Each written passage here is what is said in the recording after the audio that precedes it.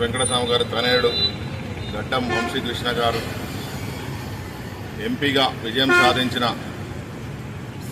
సాధించి ఈ రోజుకు సంవత్సరం పూర్తి చేసుకున్న సందర్భంగా ఈరోజు పెద్దపల్లిలో ఘనంగా ఫ్లెక్సీలు ఏర్పాటు చేయడం కానీ పెద్దపల్లిలో ఉన్న కార్యకర్తలం ఆనందంగా ఆయనకు ఆర్థిక శుభాకాంక్షలు తెలియజేస్తూ గెలిచిన అనతి కాలంలోనే సంవత్సరంలోపే ఆయన చేసిన అభివృద్ధి పనులు అంత ఇంత కాదు. రైల్వే వందే మాత్రం రామగుండంలో రైల్వే భారత్ రైలు షాపింగ్ కోసం కొట్లాడారు.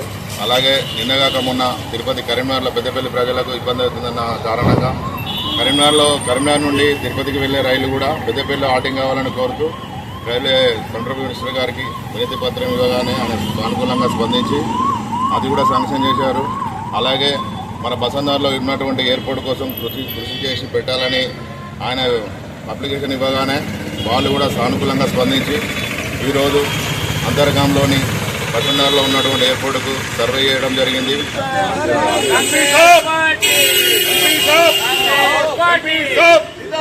MP